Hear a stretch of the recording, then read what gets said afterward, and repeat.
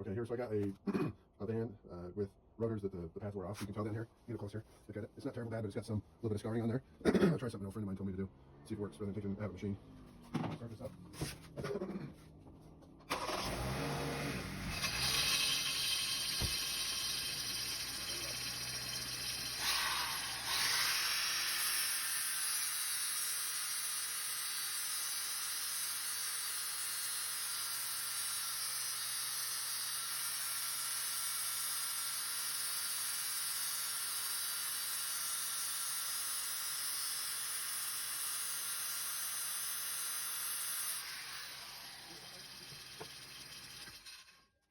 One thing I should probably do is would help if I take the would be to take the smooth.